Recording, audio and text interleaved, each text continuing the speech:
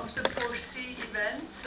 FORSEE is a Horizon Europe project that runs from University College Dublin, my old university, with the participation of 5 other European universities. The American University of Armenia, through its AUA Center for Ethics in Public Affairs, joined that project last month. The project will hold conferences, workshops, and produce research. The aim of the project is to look at the conditions appropriate for having a successful AI. And a successful AI does not mean just commercially successful or technologically successful, but also humanly successful. The role of AUA in this enterprise is to look at trustworthiness as a condition of success for AI. So that will be the focus of our research project. The project will run until 2027 in conjunction with the other large project here at the AUA Center for Ethics, namely Etica. So this one is distinct from the previous project. As part of the activities of that project, we are aiming to have monthly meetings consisting of visiting speakers, reading groups, discussions and debates. And it is my distinct pleasure and privilege to launch that series with a bang, because we have Paul Boghossian here, who is, I'm sure, well known to all of you, but I will go through his bio for a little while, not everything, Paul. So Paul Boghossian is the Julius Silver Professor of Philosophy at NYU, where he was also a very successful head of department for more than a decade, and I think he returned again and continued with the success for a while. He's also a distinguished research professor at the University of Birmingham in UK. He's the director of the New York Institute of Philosophy and also the director of NYU's Global Institute for Advanced Study. And that Global Institute was a partner of Etica last year in a very large conference we organized on national identity, and Paul was instrumental in making that conference the success that it was. His research spans all the major areas of analytic philosophy, philosophy of language, epistemology, philosophy of mind. He particularly works on normativity. His most famous book probably is Relativism, which created a lot of... That's your book. All right, is on relativism, fear of knowledge, very appropriately. And we are lucky to be translating that book into Armenian as part of Etica's translation series. So we hope to have the translated version within 2 years or so from now. But Paul has also published books and many articles on areas of philosophy of language, on and going beyond, even on philosophy of music, color, and 2 articles on genocide, which were quite noteworthy. He's currently continuing his work on normativity, and we look forward to his future talks on that topic. But today he's addressing one of the most pressing issues of our time, namely large language models, or what most people call just AI, and how to understand their capacities in terms of knowing, understanding, and even having consciousness. So it is my pleasure to welcome Paul to the podium.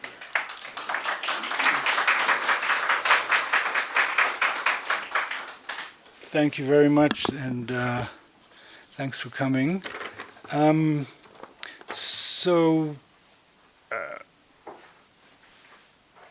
title is quite a broad one, How Human Are Large Language Models. I will be asking something eventually a bit more focused, which will be to what extent are they capable of understanding and reasoning in the way that humans are. So, ever since ChatGPT burst onto the scene in November of 2022, people got very excited not just about their abilities, but about the question, which is on the handout, are these things really intelligent, or are they just super sophisticated, super fast pattern matchers that simulate intelligent behavior without actually being intelligent. And you know, there are a huge number of conferences, workshops, seminars devoted to this. It's really becoming a very feverish topic. But I think before we go about trying to answer it in these very sophisticated ways that people have come up with, we need to stop and think a little bit about exactly how to pose this question, what the question amounts to, and then what the right methodology is for answering it. So that's part of what I'll try to do in this talk, try to clarify how to go about answering this question, and then apply it to the case of understanding, and, if there is time, to the case of reasoning as well. So I want to assume a certain basic familiarity with how large language models work. If I were to ask how many people feel comfortable that they know some of the basics about what these machines are like, how many would raise their hands? Okay, so maybe I should say a little bit. You know, the key thing is that these machines are what are known as artificial neural networks. Okay, and these are computational systems that learn to perform tasks from vast amounts of data, rather than by following explicitly formulated rules that are programmed into them. So that's a very key difference. And if you look at a large language model like ChatGPT or Claude, there are two important periods in the life of such a machine. The first is the training period, and then there's the post-training period. Now, in the training period, what these machines are doing is basically learning a certain probability distribution over sequences of text. So, and the way that's done is they're basically fed everything that's on the internet. Okay, and so what happens is they first start taking guesses, completely random guesses about what the next word will be. Strictly speaking, it's tokens, but I won't bother with the, so let's just assume it's next word prediction. And basically, as you train them on trillions and trillions of examples, they get extremely good at producing sequences of text that look intelligible, coherent, and so on. So after all this training, they've learned this probability distribution, what's likely to come next, given a certain sequence of text. And then they predict that word, they feed the entire thing back, and then predict the next word, and so on. It goes in this iterative procedure. So, so if you get past to that point, what you have is something that's very good at predicting next words, and so can give you kind of complete a sequence of text that you put into it in an intelligible way. But they're not very good at carrying a conversation or following instructions. So that's where the post-training period comes in. Here you require kind of a lot of curated examples to teach it, as it were, the standard norms and expectations of human conversation. And so that requires a lot of post-training on the probability distribution. And then, you know, marking certain things as helpful and answers and appropriate answers and so on. So that's a crucial part of the training of the machine. And then in more recent models, there's a further stage of reinforcement learning, which is people are very excited about. It's called chain of thought. So the machines are trained to try to spell out, as it were, how they're getting from point A to point B. And it turns out that doing this does vastly increase their reliability. So there is now, so that's why there are things called reasoning models. And as I say, their capacities seem to be very impressive. So now let's go to our question, having said a few things like this about the basics. We're asking, are these machines really intelligent? And the first thing to say is the word intelligent itself is not very useful. It's not clear exactly what people mean by it. The most plausible use of it is that a system is intelligent to the extent that it can solve problems. But if you just construe intelligence in that way, the question, first of all, becomes very easy to answer. Yes, they're good at solving problems. But it's not that interesting because, a calculator solves problems. In fact, it solves them often better than I could, at least in that limited domain of, say, arithmetic. So what people really mean is, when they're asking the question, are these machines intelligent, is, are they responding to the questions they're being asked in roughly the way in which humans take in a question and give you a coherent or useful or true answer? Okay? So what are the elements involved in that? What does a human being typically do? If you had a helpful thing like a human version of ChatGPT and you asked them a question, what would they do? Well, first of all, they'd understand the problem that's being posed, right? Understand. Secondly, they'd have a desire to answer it and intend to do so, right? We would reason about what it would take to correctly answer the problem, know whether the resources for answering it are already available or whether new evidence is required, communicate that answer by telling the interlocutor what the answer is, and many, if not all of these states would be conscious states, states of consciousness. So understanding, desiring, intending, knowing, communicating, and so on. So that's what's true in the typical human case. And so if you're asking the question, are they doing it in ways that involve those kinds of elements? Why are we getting an echo suddenly? Whoops. Maria, that's you, I think.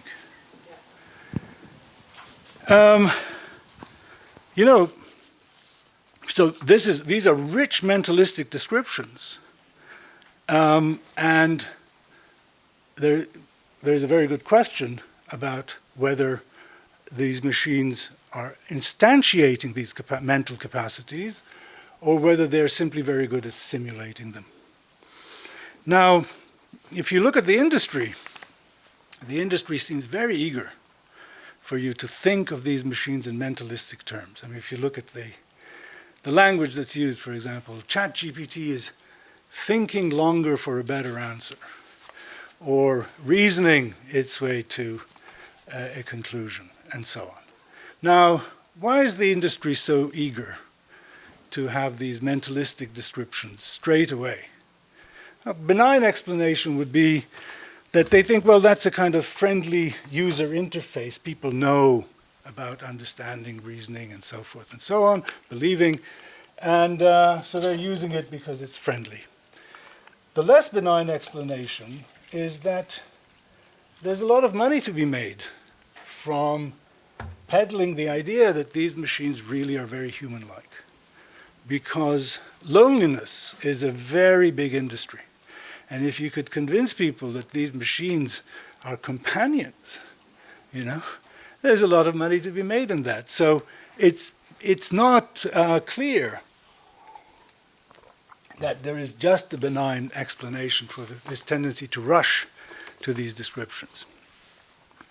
And we can also see from this that this is why the question matters. It really matters whether we attribute these human capacities to these machines or whether we refrain from doing so, because if they really are capable of these kinds of mental capacity, then, there are certain obligations that we have to anything that can know, understand, believe, desire, intend, an agent. It may be possibly a conscious agent.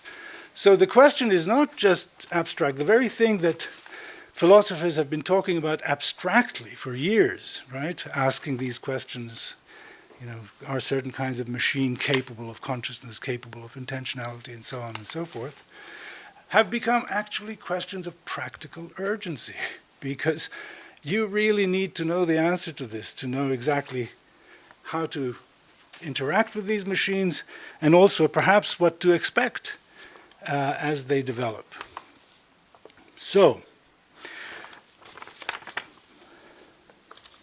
now, if you look at these capacities, as I say, if you really think a little bit about this suite of mental things, believing, desiring, intending, knowing, understanding, communicating, saying, these are extremely rich capacities. And we study them in the philosophy of mind.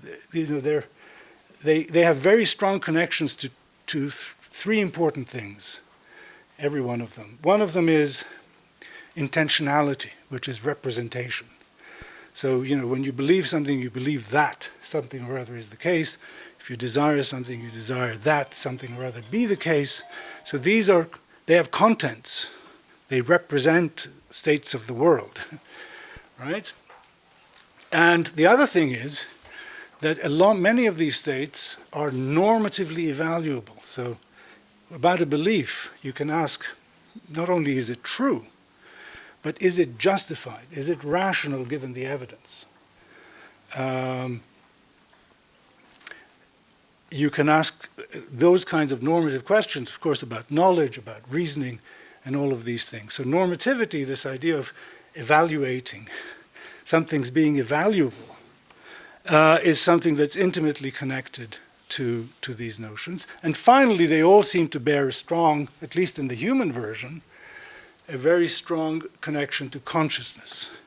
So these are three very big attributes of the human case that will raise the bar considerably for saying that these artificial neural networks are capable of these things, because if these are required, and it's not out of the question, people are now talking about whether these machines are capable of consciousness. This is very premature in my view. But in any event, it will significantly raise the bar if you really know what these notions mean. So one thing that people who discuss this say is, look, maybe the question as you've stated it isn't really the right one. Maybe it's true that it's hard to see, and I'll come back to why it would be hard to see that these machines can have these capacities in their full human versions. They might say, look, maybe it's true that they can't have them in their full human versions, but maybe there are, as it were, engineered concepts that are engineered versions of our full human concepts that are well suited to apply to machines. And we should be asking whether they are capable of intelligence in this engineered, reformed sense, rather than asking about it in the full human version. And I think that is certainly something that we have to consider. But one of the things that you need to worry about when people tell you, well, I'm not going to ask whether it's capable of property P as you understand it, but some engineered version of that that's close to it but sheds some of its attributes, is the worry is that you've simply changed the subject, that you've lost the original topic. So you can't just assume that if somebody calls something an engineered version of rationality, that they're really still talking about rationality. You have to actually earn the right to say this notion, which sheds, for example, the requirement of consciousness, is still a notion of knowledge or still a notion of belief. And so, and this is something that I think people are now rushing by. They're kind of saying, oh, I just mean I'm talking about a machine version of intelligence or whatever. And we have lost the connection to the original topic, which was, do they have human-like capacities or not? So the methodology that I propose is that you first get clear on the full human version. You then ask whether there is any problem in principle with these machines instantiating the full human version. And if there is, then I'm prepared to ask you, okay, show me what this reformed version of the capacity looks like that you think can be instantiated by these machines, and we will have a discussion about whether we've still got the same topic or not. Okay? So that's that's one of the key things that I think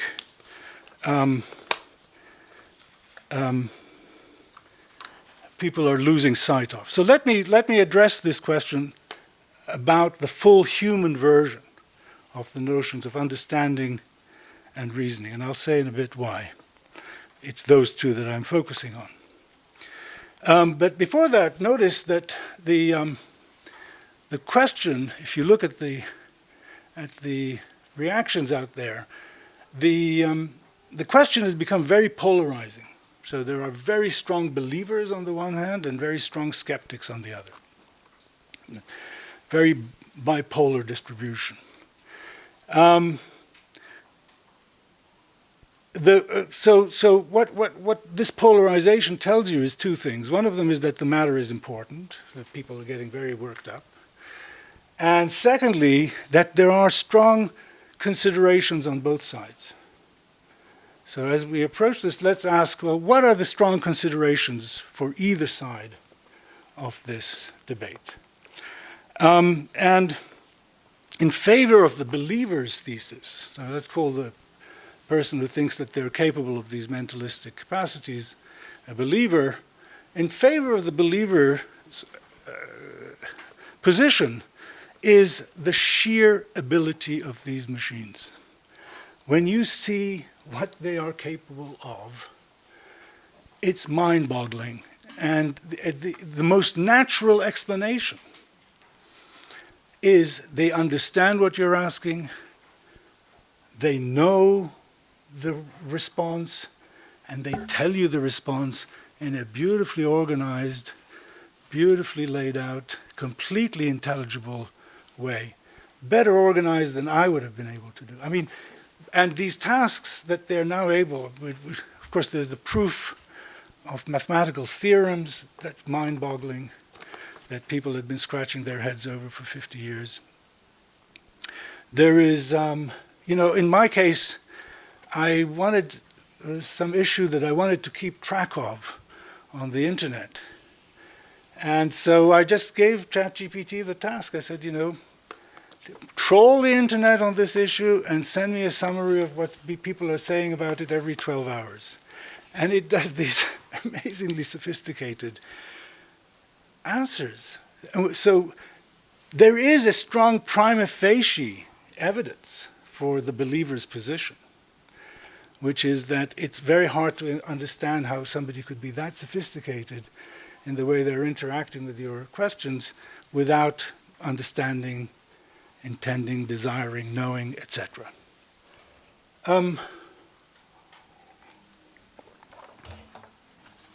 What is the strongest consideration in favor of the skeptic's position? So here's one that I think isn't a good consideration, but it does move a lot of people. And it's this, it's on your handout somewhere. It says, look, LLMs are at bottom stochastic next token, next word predictors. That's what they do. Such processes look nothing like belief, desire, or intention. Therefore, LLMs don't have belief, desires, or intentions. So that moves a lot of people. Now, that's not a very good argument because emergence is a real phenomenon. That is to say, we are familiar with lots and lots of things where something emerges on the basis of something that looks nothing like it. I mean, of course, in fact, even every single item here, right? This sort of solid object is constituted by things that look nothing like it. Lots of things with lots of gaps in between, lots of little things, lots of gaps in between. But more than that, presumably in our own case, here we are, conscious, intelligent, intentional creatures, and it's presumably arriving on the basis of something neuronal which looks nothing like it. So you can't dismiss the idea that capacities, complicated capacities, can emerge on the basis of things that look nothing like them. I think the main consideration in the skeptic's favor is that it's hard to vindicate the claim that lies at the basis of the mentalistic explanation that people feel compelled to give. And that is that LLMs understand what they're being asked and respond meaningfully. Now let me explain. First of all, let me say, I hope you can see very quickly that understanding and meaning are presupposed by the entire mentalistic apparatus, the entire explanation. Because you've got to understand what you're being asked if what you're doing is, as it were, desiring to answer it and knowing how to answer it and so forth. And the thing that you say in response had better be meaningful, right? Otherwise it wouldn't be a real assertion.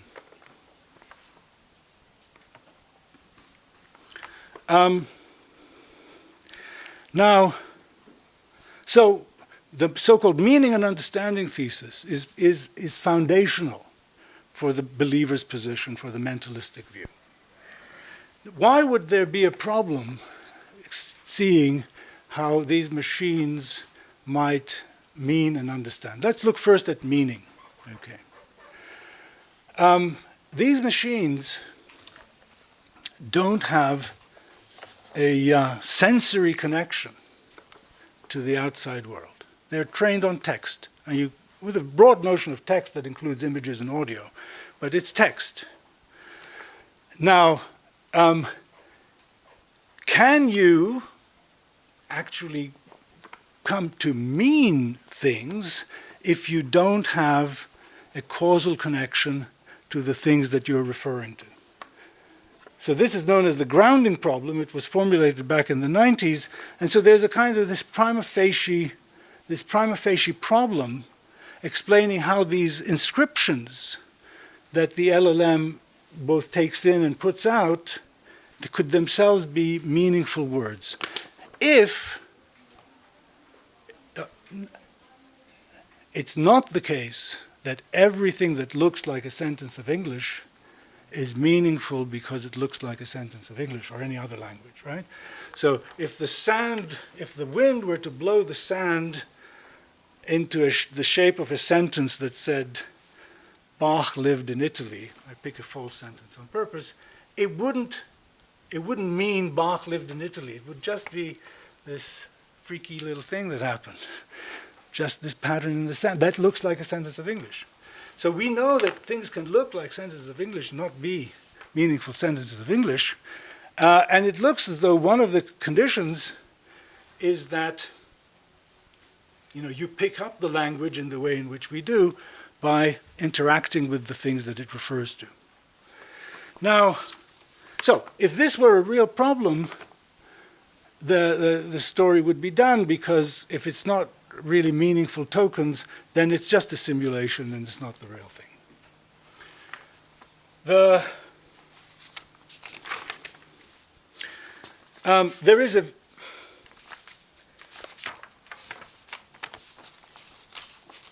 is a solution to this on the part of the believer, which stems from the idea that there are cases of original meaning and there are cases of derivative meaning. So, for example, when I say Bach lived in Italy, those words, those sounds, right, they mean Bach lived in Italy in part because that's what I meant by them. Okay? I picked up the language, of course I understand the language, but that's what having understood it, I use them to express that proposition, knowing how to use the words to express that proposition.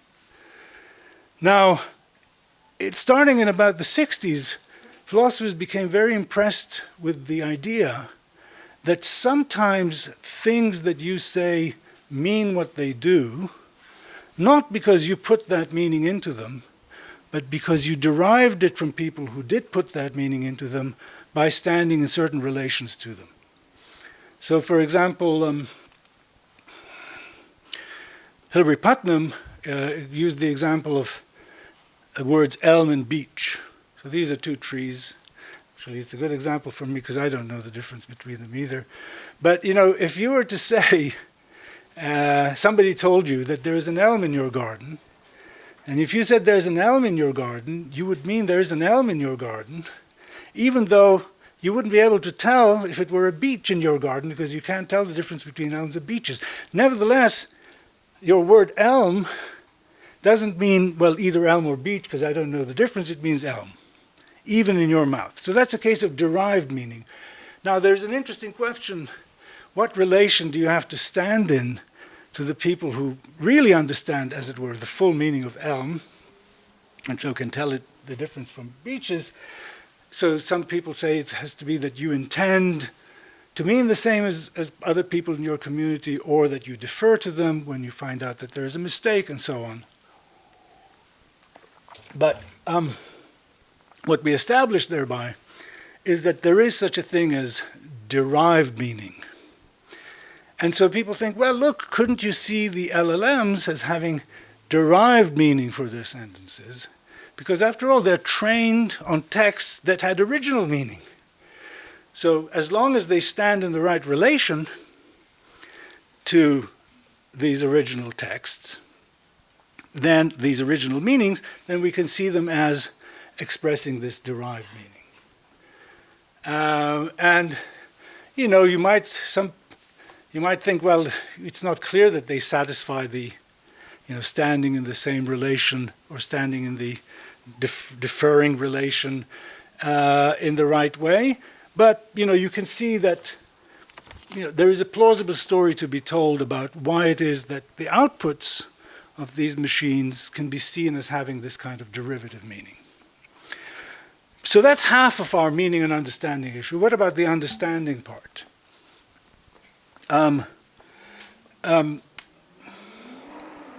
Well, you know, you might ask, well, you just made a distinction between original and derivative meaning. What about such a distinction in the understanding case between original understanding and derived understanding? And it immediately strikes you as absurd. Why? Why does the notion of derivative meaning seems in good order, but a derived understanding doesn't seem so? So, well, I'll explain why that is. First of all, let's just sort of ask, what do we mean when we say that somebody understands a word? Let's focus on words to keep it simple. Let's take the word green. What is it for somebody to understand the word green? It clearly has something to do with knowing what the word green correctly applies to, that is, which property in the world it applies to. And so what condition an object has to satisfy if it's to have the word correctly applied to it. Now, but the question is, what does this knowing what it applies to mean? Okay, you might think it's very easy. You have to be able to state correctly what it applies to. But that's very easily done because through what's known as a disquotational maneuver, right? If I say quotes green applies to green things, I will be correct, right? But anyone who knows that all you need to do is take the quotes off would be able to say the same thing. So for any predicate F, quotes F applies to the Fs. And that you know simply as a result of knowing this disquotational fact without necessarily understanding the predicate in question.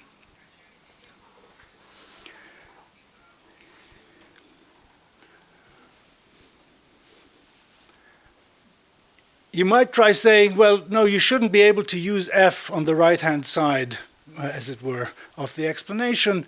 But that's too stringent a requirement because that would require that the property be expressible in other terms. But some properties are not expressible in other terms, right? I mean, you can't really define the concept green in other more basic concepts. Some concepts are rock bottom, You know, there are some things that are not going to be further definable. So look, what this shows you is that we're talking about an ability here. When we talk about understanding, we're talking about an ability to apply the word correctly to what it applies to. But there's still more to be said, because what does it mean to have the ability to apply the word correctly? Does it mean you have to apply it correctly in all cases? No. Obviously, it's consistent with your being able to, that with your understanding a word, that you misapply it. Maybe the conditions are bad, you know?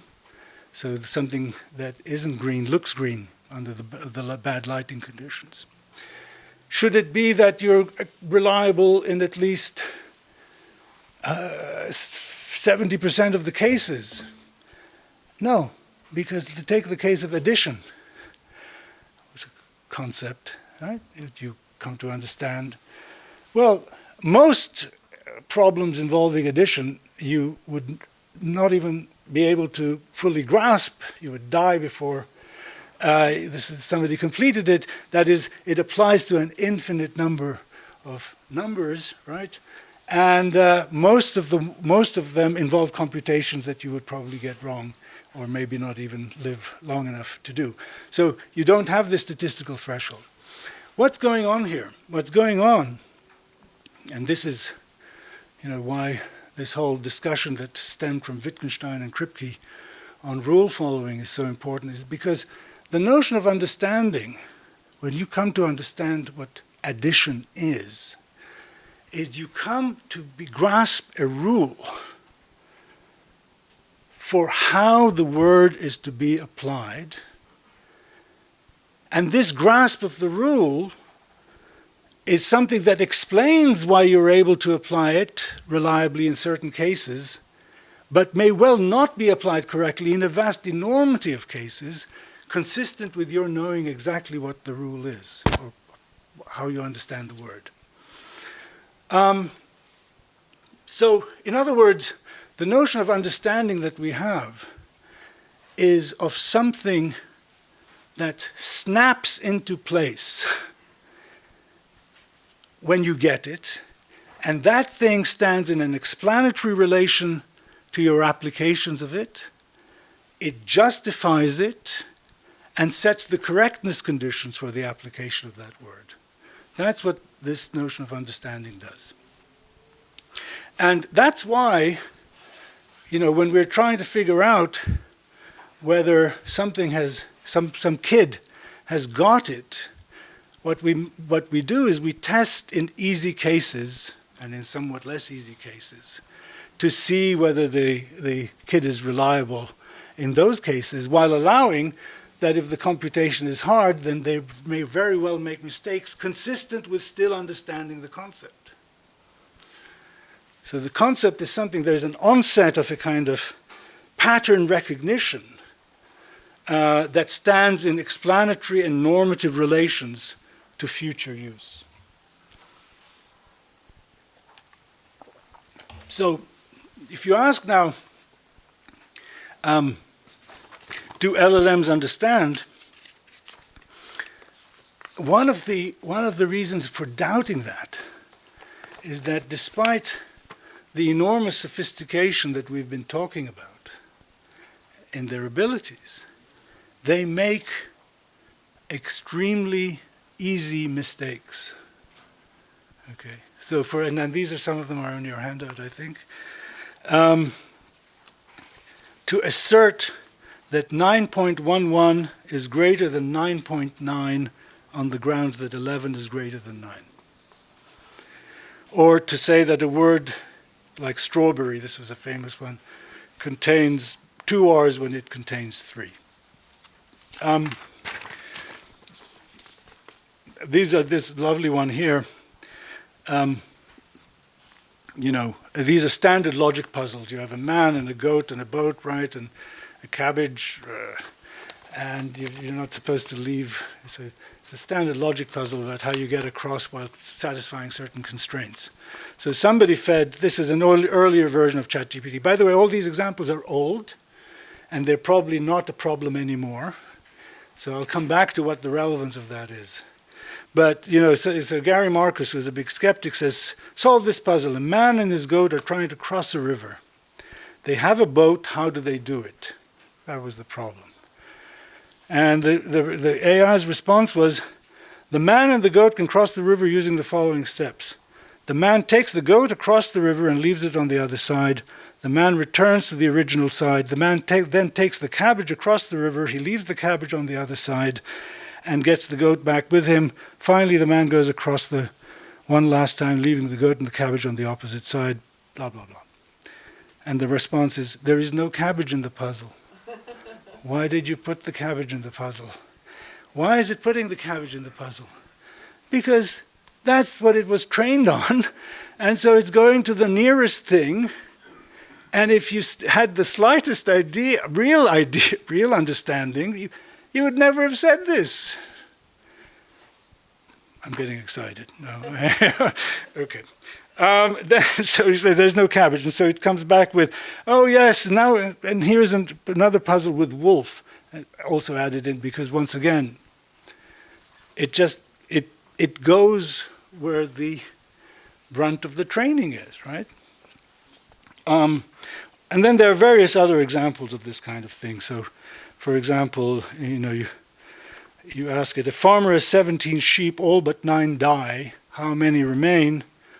All but 9 die. So the answer is 9, but no, it kind of goes and computes 17 minus 9 equal 8, and so on. So the fact, so it's well known that they make these elementary errors, but people say, well, but look at all the sophistication. But the point is that there is an asymmetric relevance to the question of understanding, the way we normally operate with that word. If you really understand, you won't make the elementary errors. It's perfectly fine to make the complicated errors.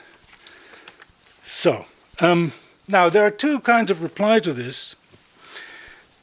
One of them would say that, look, even humans are capable of certain kinds of elementary errors, so, doesn't this prove too much? And the other is that these easy errors, as I'm calling them, are contingent facts about current systems. So in fact, all the ones I mentioned have been fixed. So what if the possibility of all such errors were eliminated? Would you then still have a principled argument against saying that these machines understand? So let me not, in view of the time, talk much about the first objection. These are famous. It is true that there are very famous errors that human beings have been known to commit. They're the so-called Kahneman-Tversky errors. Kahneman, of course, was the psychologist who got the Nobel Prize in economics. So everybody know these? These are errors in probability and errors in so-called Wason task, which is an evaluation of conditionals. And basically, the probabilistic one, you're given a certain story, and that story inclines you to say that a certain conjunction, A and B, has a higher probability of being true than one of the conjuncts. And that's just a mistake in probabilistic reasoning. And the reason why I think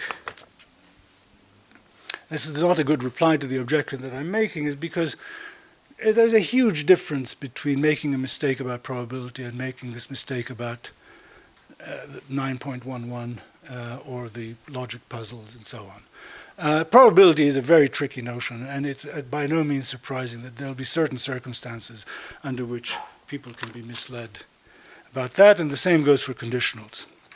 But let me consider the second, more interesting reply, which is that LLMs can commit these errors, but they're getting better all the time. Soon these errors will be eliminated, and then this argument against understanding would collapse. So I am doubtful, but here I really think I'd love to hear from people who know about the technical aspects, but there's a very general reason why the idea that you would eliminate the possibility of elementary error seems to me to be far-fetched, because the reason these elementary errors are arising are for two reasons. One of them is next token prediction is different from applying the concept in the way that it requires, okay? It's just, these are two very different processes. And secondly, the elementary errors arise in so-called outlier cases. That is, cases that are far from the center of what the thing was trained on. So it seems to me, given these two facts, the idea that there should never be elementary errors in outlier cases, as long as the training is finite, I don't see how you could guarantee that. So that's one reason for just being skeptical that all of these possibilities will have been eliminated. Not the one that people actually think of, but the very possibility of such an elementary error. But the other more principled reason is that, if I'm right about the way I described the human notion of understanding, namely that it consists of this, in fact, even somewhat conscious snapping into place of the awareness of a pattern that then explains your applications of it, including the misapplications. There is nothing, as far as I can see, in the architecture of these machines that would in any way correspond to this snapping into place of an awareness of a pattern. Okay? There's nothing in the architecture that you could identify with such a thing.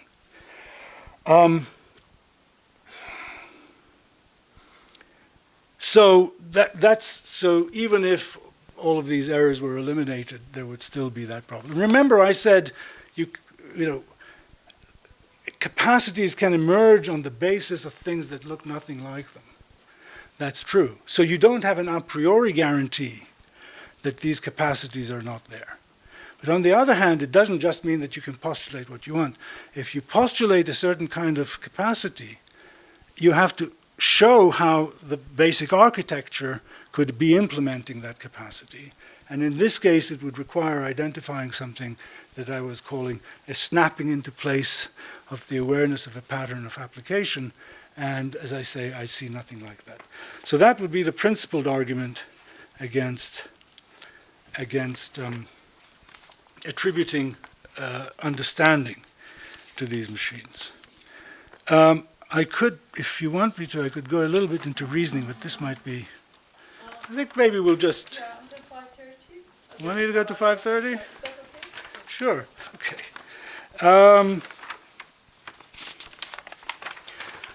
Yes, so again, reasoning is complicated, but it's very interesting too. So what is a process of reasoning? You reason from a premise to a conclusion in your head. You go from one thing to the other. You think, oh, if this thing, then this thing.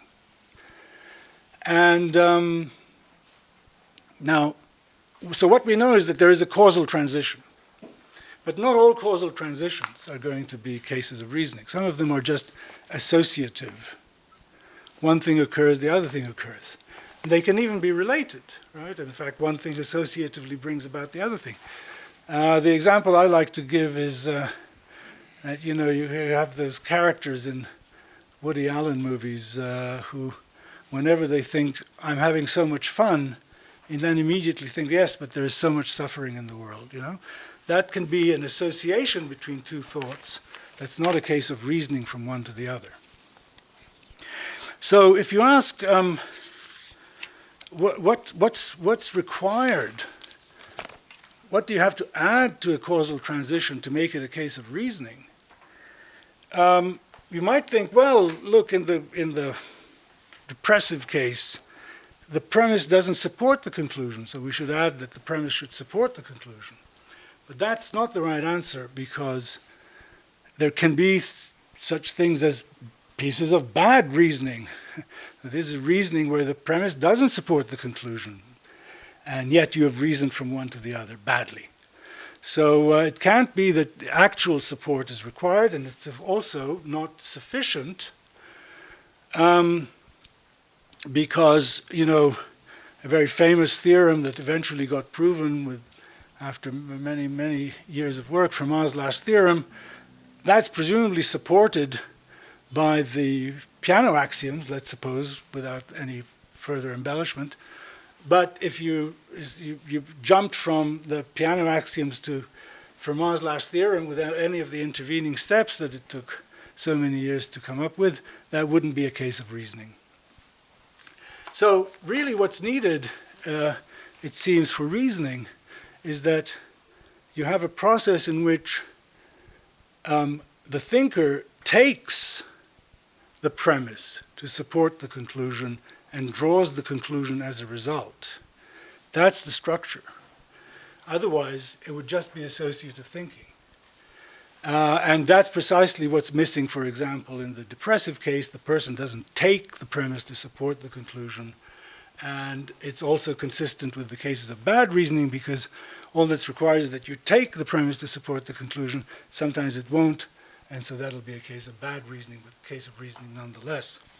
So, to very quickly, what's again difficult to see in the architecture of a large language machine is this taking relation. There is no thing taking this to support that in order to draw this conclusion. It's just going, you know, next word prediction, next word prediction. There is nothing that corresponds to the taking in the procedure. So that's in summary my prima facie case for saying that these machines don't understand and reason in the human sense, and therefore that the mentalistic picture that relies on them is on shaky ground. I am, of course, prepared to therefore entertain suggestions about how to deflate some of these notions, make them less rich, while still remaining cases of reasoning, for example, and not becoming simply associative thinking. I do not doubt they're capable of associative thinking. And then we can take the discussion from there. Okay, thank you.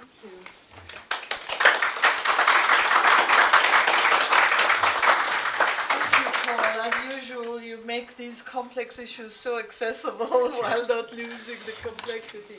You have plenty of time for questions, so I would just like to say, okay. Could I ask you to introduce yourself before asking your question? We need a microphone. Sorry. Thank you. I'm graduate of 96 of AUA Political Science class, Masters in Arts. Thank you, first of all, to the professor for the interesting lecture, and when contemplating about the subject, we may need such discussions regularly, given the importance of AI in our lives and lots of investment being made also in Armenia. But I have some questions which you haven't really touched in your lecture, but I think those are important questions, such as language issue. AI mainly driven now by one language, which is English, because of the technologies and the professionals in the industry. Since we are here in this auditorium, the question of ethics and being biased, AI being biased in terms of the data it is examining and analyzing. And these are the questions. Maybe I didn't want to really ask the question, but I just want to give the feedback. There are a number of questions that relate to AI, and the most important one is, in my understanding, is the creativity issue. Because Zavenakyan, the other day in his speech, in the other for remembering Horizon Armenian, he mentioned that whenever we go too much into the systems, we are being driven out of the human most important skill, that is creativity. And the machines are very much programmed and they are being like based on systems. Thank you, thank you. So look, there are many. One thing to say is there are so many philosophical questions about AI, and I was not, of course, not touching on many of them. Many of them are part of Maria's project, AI ethics, AI trust. There are so many interesting issues, and they all need urgent attention. So I was looking at a kind of very foundational aspect of a kind of philosophy of mind question, namely, to what extent can we see them as sharing certain mental capacities with us, because that really does bear on the ethics, it bears on a lot of different issues, and exactly how to think about that. So that's right. And, creativity, look, it's all, first of all, that's a very interesting notion and one that we don't understand very well, though we see instances of it and we really value it. But, if you said, oh, it's quite clear that they're not creative, you will get a lot of pushback on that. Because just like with language, see, one thing I didn't say when I was introducing the large language models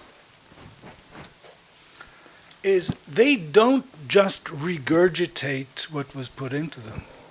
It's not like they go and they retrieve a sentence that was there and they bring it out in a certain sequence.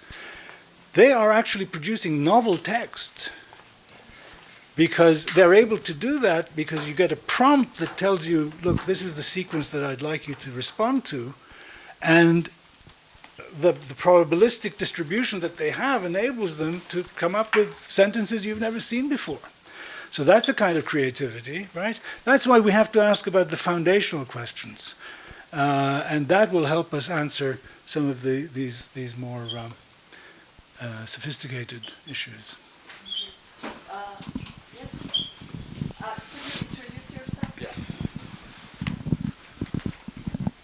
Hi, everybody. I'm Garen Jansazyan. I'm a librarian here.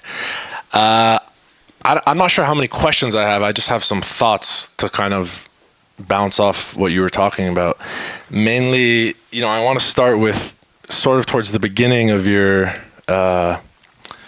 talk. You mentioned the industry, right? OpenAI and Meta and Google and everything that are producing these technologies. And, besides the benign motivation to create these technologies, you mentioned, of course, the money aspect, right? And you mentioned loneliness. What I think you didn't mention, and what I think is constantly left out of the discussion about AI and large language models in Armenia as well, is the question of defense, the question of surveillance, in general, domination, social relations of domination. And I think the efforts by, some of these companies like the one that produces Claude, Anthropic, they have in-house philosophers who pontificate about the One of them is a graduate of my department. Right, and they do this thing. They anthropomorphize AI. And I think that is a form of dangerous fetishism, right? That hides the social relations of these technologies, which are social technologies, right? They're created not in a vacuum, not in in my opinion, with the intention of furthering humanity, but maybe furthering the interests of certain benefactors. And yeah, I think that's really interesting, because that question of fetishism, not only does it disappear the social relations between the people who produce the technologies, but it also mystifies how the technologies themselves work, right? Because there's human labor behind them. And I think the aspect of data labeling, like ChatGPT does not know anything, right?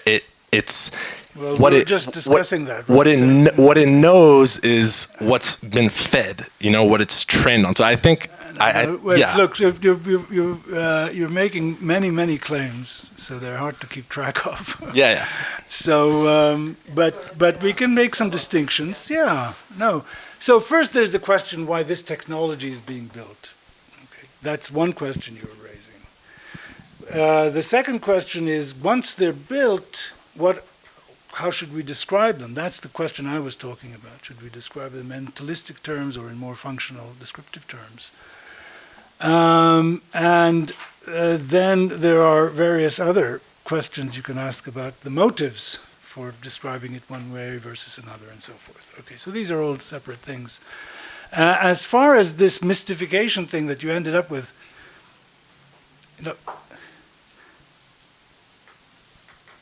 nobody knows why these machines are as successful as they are. It's really quite an astonishing thing. And that they were so successful has come as a surprise to everyone, including, by the way, people who have been in AI for a very long time. This is not recent. Like, people have been working on this for 60-some years, more. And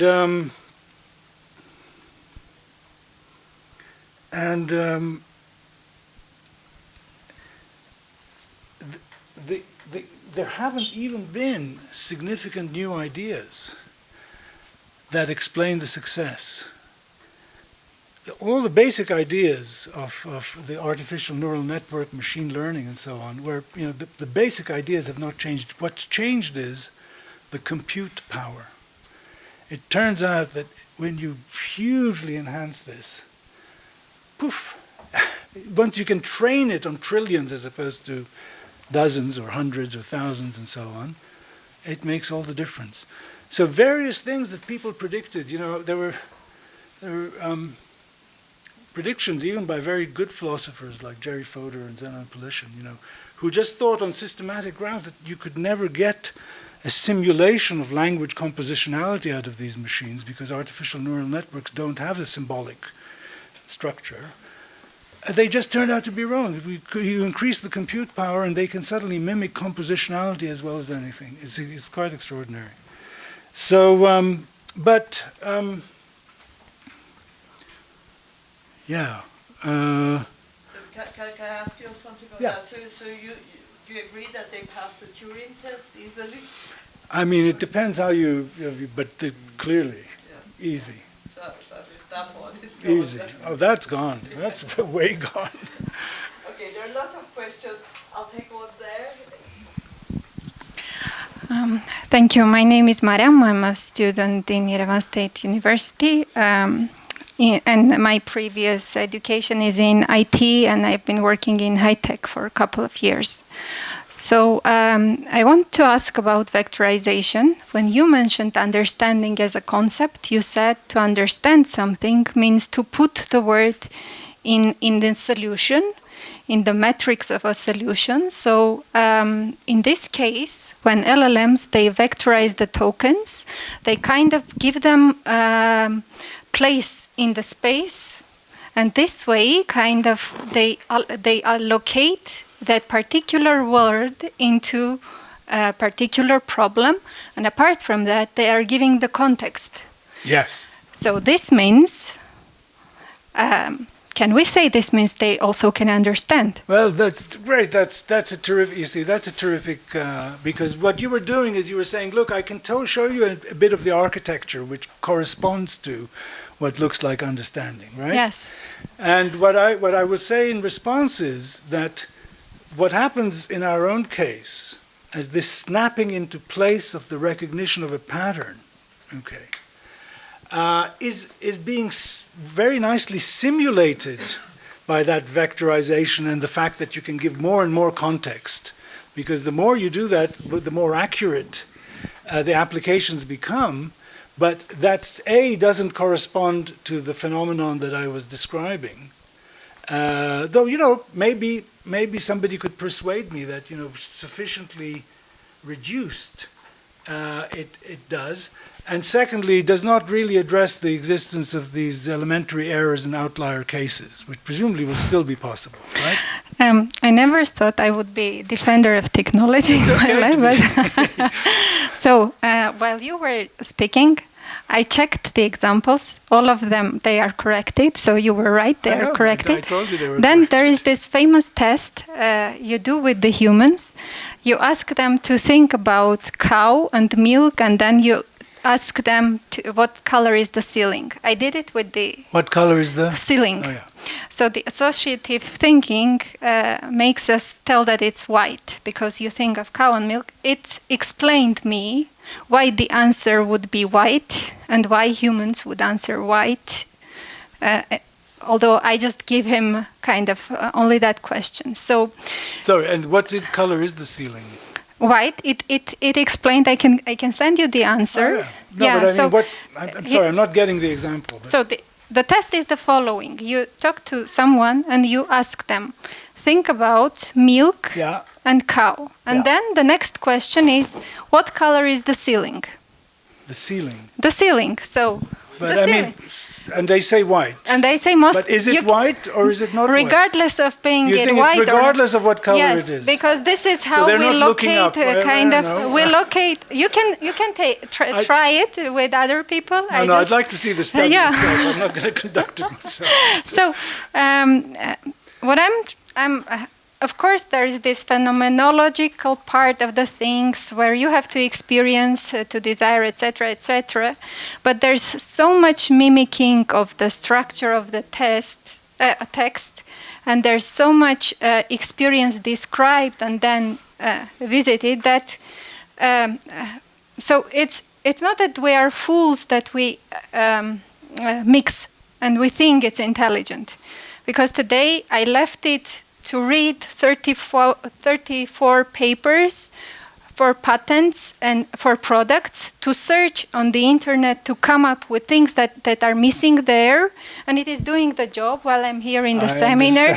I understand. So then, I told you myself about how impressive these abilities are. There is no question about there's no question about the impressiveness of what you can get out of them. You see, we're just at the very beginning of the talk, which is, yes, I understand, that's the temptation. So I don't know, this mimicking, There's a chance as well. Yeah, there are lots of questions. I'll try to take a few. I'll take a question from a philosopher, Rory. Maybe you can introduce yourself. Hello, I'm Rory. I'm one of the postdocs here on Etica. So I'm one of the skeptics that you mentioned, but so I'm pretty much on board with everything you said about understanding and reasoning and so on. So I have a purely devil's advocate question, which is why I probably hold something like the lousy argument from the first page, I think. But I appreciate your point about emergent properties, and that struck me as sensible. And so my devil's advocate question then is, why do you think that the kind of taking relation couldn't be an emergent property as well? Seems like that very much could be. So if you want to run the argument on why my argument's bad, then it looks like it would be the same possibly for the taking relation as well, right? Yeah. You know, so there we will get into the nitty-gritty of as I say, how to tell an emergentist story that takes you from the basics of the architecture to this. But put it like this, you know, when you take a sentence to support another sentence, you're acting on the basis of the meaning of the sentence. And what we know about these machines is they're not acting on the basis of the meaning of the sentence. They're acting on the basis of this token being succeeded by another token. So if you can massage this one thing to look like the other thing, I'd be very interested in that. But prima facie, there are two different things going on. Yeah. So, behind you. Hi everyone, I'm a graduate of from American University of Armenia, from Industrial Engineering department. So I remember you said that we can talk about the issues of mistakes, yes, that AI can make. So I wanted to talk about several things. Like firstly, like that mistakes, I also think they can't be eliminated fully, because there is this loop which I will describe. There are embeddings, yes. For example, we have neural network, we have embeddings, and as our colleague said, there are chunks for each of the information for each feature, and that chunks actually they become structured, yes. And as time goes by, data changes. As data changes, a new data is being added up, because nothing stays the same. And usually AI works with working industries, and a lot of change in the world happen. So this model always betters up, but it can never become perfect because it always has a place to better up. And also then comes overfitting, like it usually works on already trained data. Then with the new data, you have to always solve that problem of overfitting to structure by structuring it better again and again. And outliers that we talked about, they can also, in my experience, they are outliers as long as you don't have like you have hundreds of data, for example, user data. Then you add up 50. There are outliers. If you add 1,000, the data outliers become patterns themselves, and you have new outliers. So this is infinite problem that can't be solved. But yeah, there are industries where everything is like. If we talk about AI with developing industries, yeah, that is always a problem. If we talk about some very sturdy fields where everything is like only math, I think it can become perfect only in that fields where there is a like concrete computations. There are concrete computations based on some concrete theories and industry standards. Interesting. Yeah. Yes. Look, it's great that there's all this technical expertise in the room. Thank you. And so as I say, if I get this combination of outliers and easy error, then this argument will constantly be a problem for attributing genuine understanding. Yeah. Very good. Thank you. Thank you, Tom. So there are many people in the queue, but several here at the front have been waiting. So I'll go through the group of you, what after the short questions, please. Yeah. I know we had announced this as discussion session, but I didn't expect so many questions. So please, just one question person rather than a debate and discussion. Yeah, of course. Thank you so much. Hi, I'm Rachit. I'm an assistant professor in English and Communications. Just by that, my job depends on being on your side in this debate. So no, it's not a debate. My question really is. Sorry, why is that? That would be too long. Okay. All right. Saving time here. I want to reframe the argument and keeping the rigor that you introduced. What if we ask, do humans have artificial intelligence-like thinking capacities? And the answer, I guess, is a yes. It's like things that we've been calling rote learning for years. Yeah. Or if you remember Waiting for Godot by Samuel Beckett, there's a character called Lucky who could just kind of go on producing speech without having any human-like connections between them. Yeah. And kind of just thinking about how education systems have developed in the last education institutions have developed in the last 30 years, we have prioritized that kind of learning where we're not necessarily asked to train ourselves to understand and reason in the way that you said humans do. We are, in a sense, we are told that it is much more profitable and employable if we are more AI-like in terms of how we produce results. Really? It's not a surprise to me that we are taking this to be a human-like capacity, because this is exactly what we have been prioritizing in a society for a long time. Mm-hmm. And given that feature, the question really is, in the way that you're framing human as a category, is privileging certain embodied forms of knowledges, and I fully agree.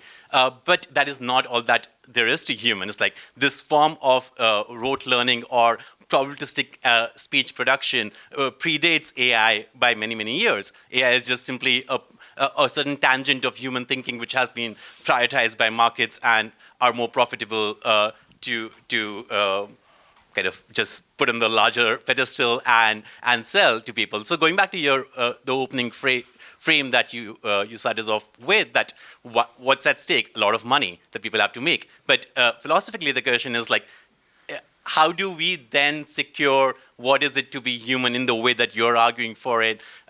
One which is not, which is cognizant of the fact that this is not non-human either. This mode of thinking. I think you can answer.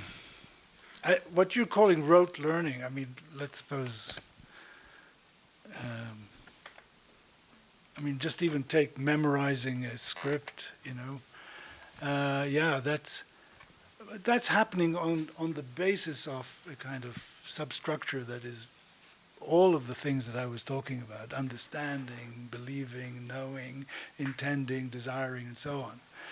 It's not a competitor to these basic mentalistic abilities that we have.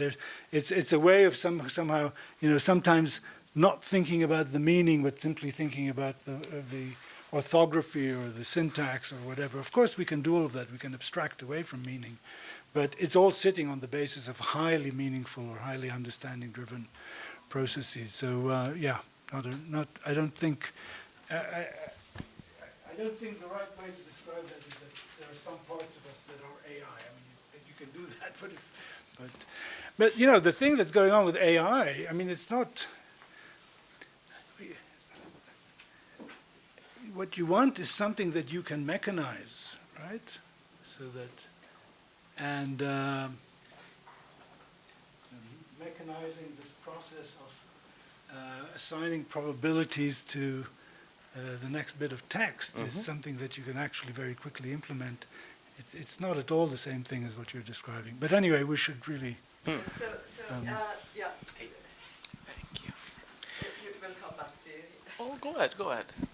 Hi everyone, I'm a member of Minerva University's class of 2030, and first of all, thank you for your speech, Professor Boghossian, and you mentioned the color green, and recently I read an article that said that in some group of people which share non-famous language, the word for green and the word for blue was the same, and those people couldn't discern between green and blue. So the green for them was blue as well.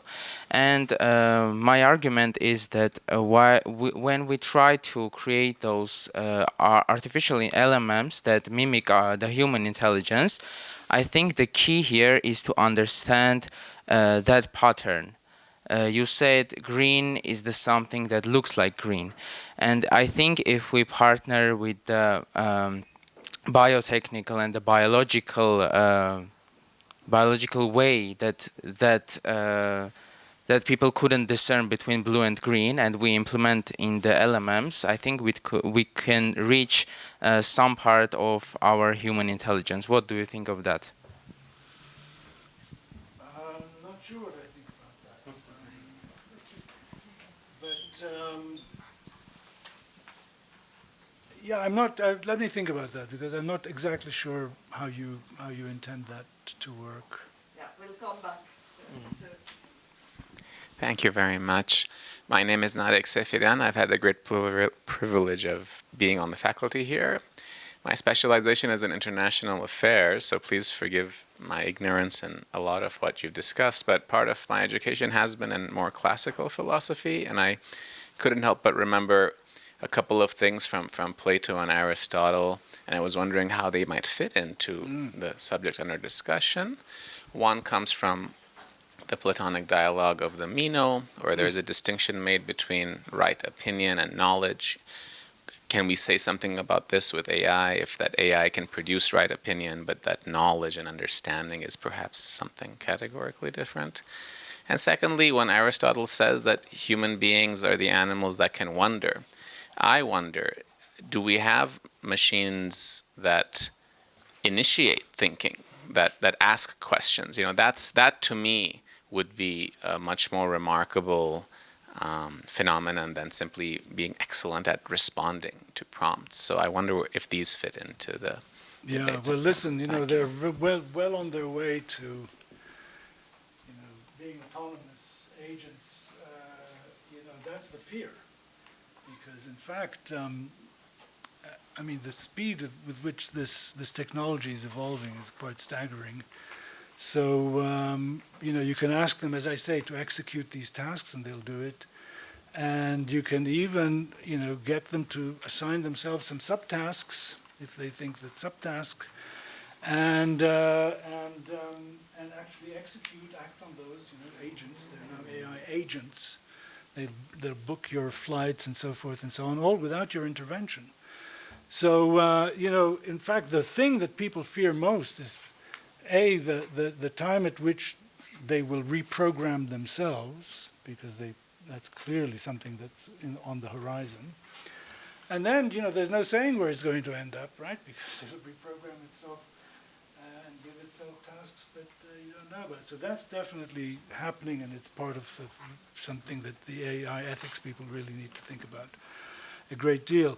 About the distinction between true opinion and knowledge, you know, that's very important, and actually it was playing a role because, so, you know,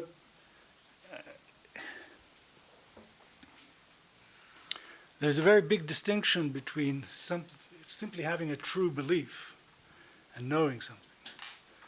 So, for example, you might believe that you'll win the lottery next week. And lo and behold, you do win the lottery.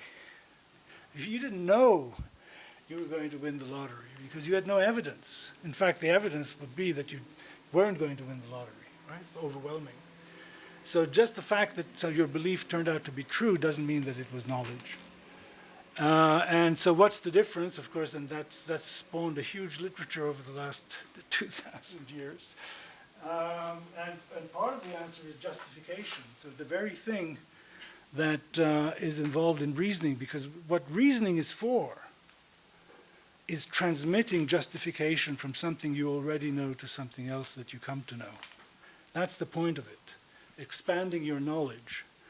And the way that works is that, you know, not every connection between something you know and something else that you might conclude would be a case where the justification for the one thing transmits to the other.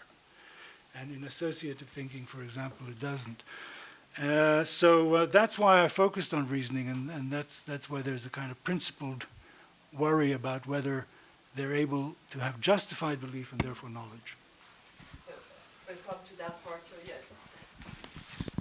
Thank you very much. My name is Rafael Avakian. I'm just a non-technical undergraduate student at the University of Warwick.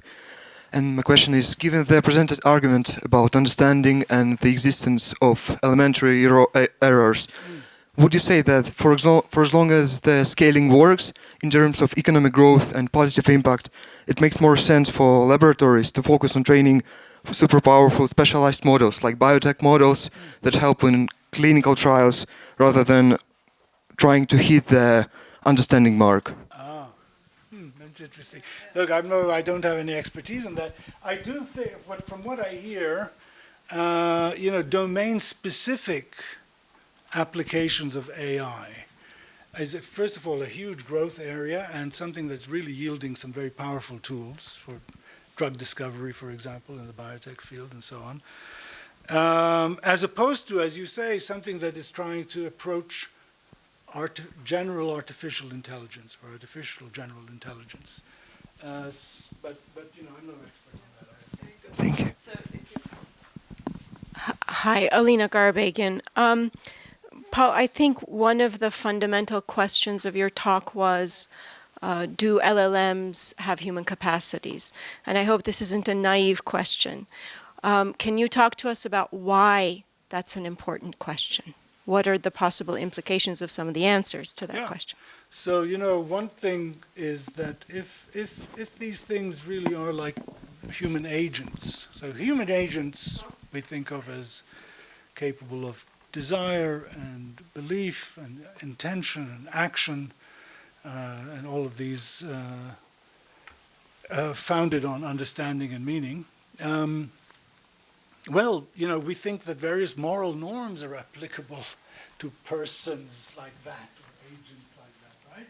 If you have plans, and you know things, and you have values, and you desire things, I've got to treat you in a certain way. That's morality, right? On the other hand, if you're a very nice, fancy machine that feels nothing, is not conscious, has no thoughts, has no beliefs, and so on, then if I don't like what you're doing, I can just unplug you. I can't just unplug you if you're a real agent. So the bearing of this on how we treat these machines is enormously important. But then there's also the fact that if they really do develop human capacities, we have some understanding. Of course, their psychology may be very different, but we nevertheless have some understanding of what we can expect, as opposed to, not being able to deploy our understanding of the way these capacities work. So yeah, it's a hugely important issue, and as I say, one with great practical urgency now. That's why suddenly philosophers are being hired everywhere. Thank you, Professor. I am Paul Boghossian from the Armenian Genocide Museum Institute. I have read your articles also about genocide, and I am interested in the dangers of AI. How can it impact on society, on humanity, and how it can be used for implementing crimes and genocide. In this case, I'm interested what is your thought about the military use of AI and the use of AI against specific religional ethnic groups. Do you think it is dangerous in this case? Thank you for the question. Listen, some of these things are out of my zone of expertise, yeah. I think very much in general, these capacities are so powerful, and especially if they're not under the control of people whose values you trust, maybe under their own autonomous control, there is no question that the dangers are immense. The potential benefits may be also immense, but the dangers are immense, the risks are immense, because the capacities are incredible, and they are capable, it seems, of greater and greater autonomy. I mean, it's part of the flip side of getting more out of them. So yeah, no, this is something that everybody should be worried about, and I think it's, especially in the United States, there is no coherent policy. Do you want to stop, or shall we go on a bit longer? A little bit longer. I won't take repeat questions, but yes, sir. Hi, I'm Jerry Manukian. I'm a physician from California. My questions were whether the AI has either sense of humor or can detect sarcasm, or can create a joke or create sarcasm. I Googled it while I was waiting, and AI told me that it doesn't have a sense of humor. And I know it's funny. They've been taught to be bashful about. If you ask them, for example, do you really understand? ChatGPT. I didn't actually mention this. It might be on your handout, but here, I'll read it to you. They say it says.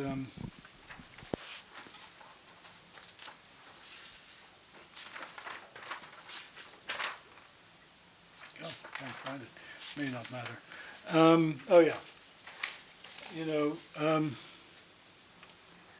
I said, can you list some of your elementary failures? This is the ChatGPT, and it says, there are deeper failures that philosophers of mind find interesting. For example, a model may competently explain a concept, apply it incorrectly in several cases, then violate it moments later without apparent awareness. This suggests that what looks like conceptual mastery may sometimes be highly sophisticated pattern generalization rather than stable possession of a rule or concept in the stronger philosophical sense. Wow.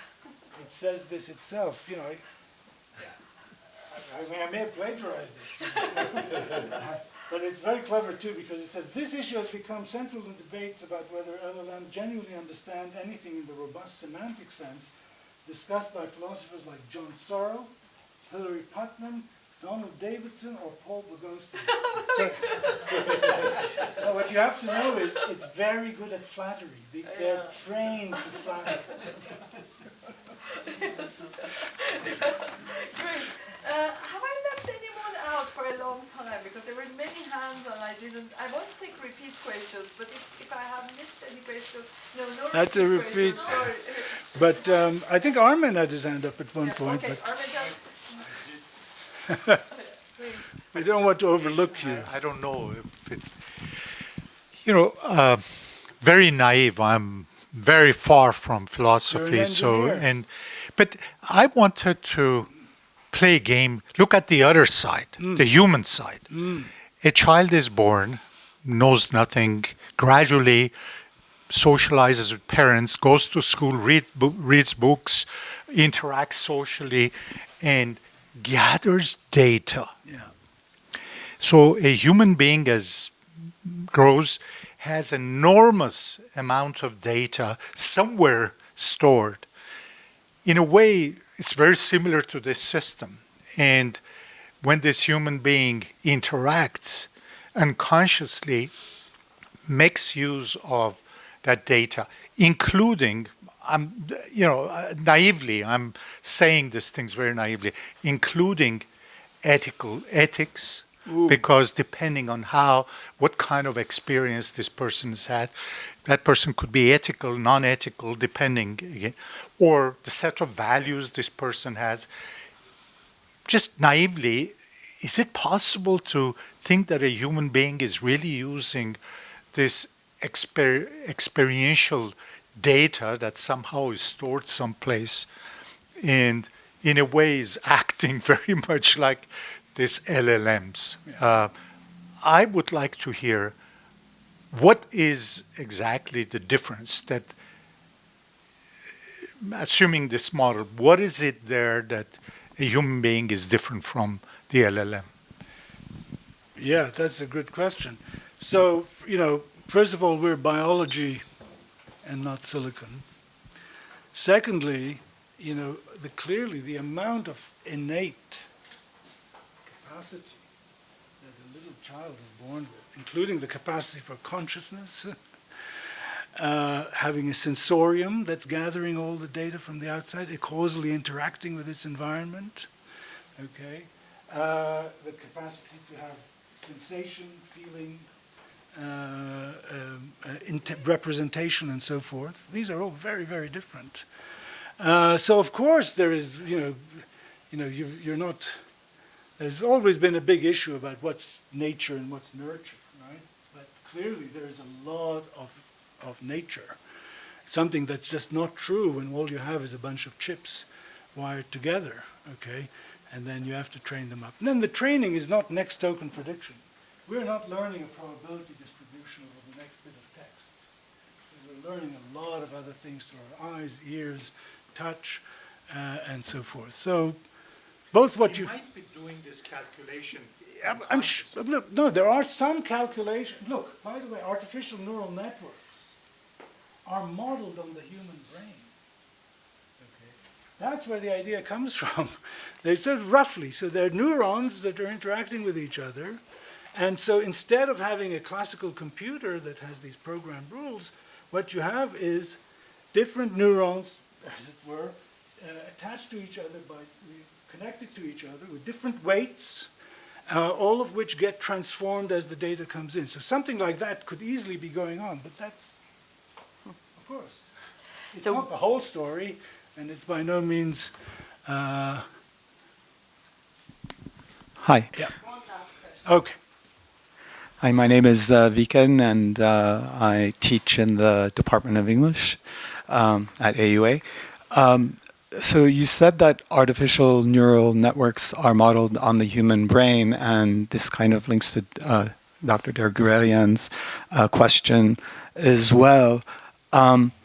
They're modeled on the human brain, but would you say that at the same time, when we look at how these large language models operate, which is to say, as you said, operationally, it's the most probable word that is selected to kind of succeed the preceding word.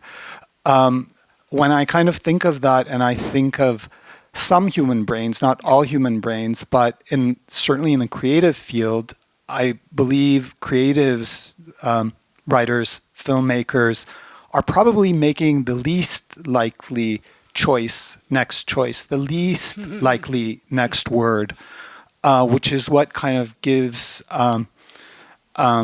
creative power and meaning and awes us and stuns us.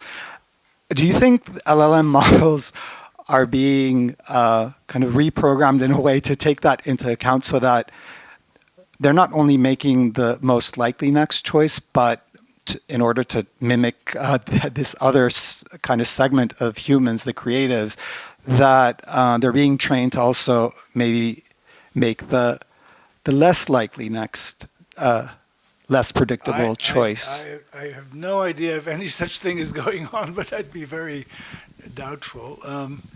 Well, I mean, because unless you've got a very dedicated, as it were, poetry machine, right? Instead, because otherwise you'll just get gobbledygook, and that's not what they want.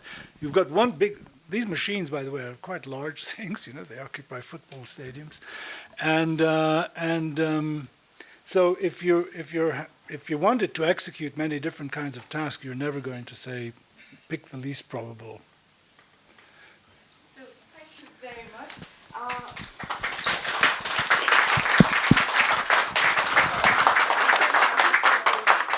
Thank you for your enthusiasm, but this was an excellent start to the series. We were really lucky to have Paul here with his depth of thinking, but also generosity in answering so many questions for such a long time. And he must be very tired. No. Okay, great.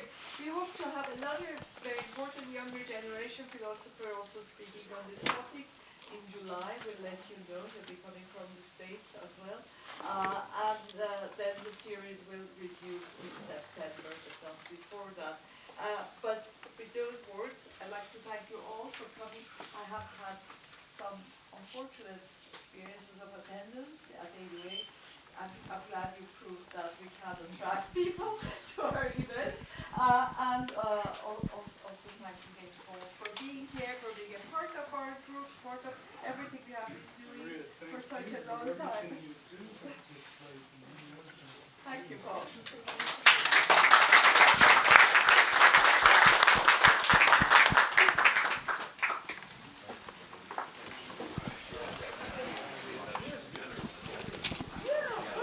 It's the honor.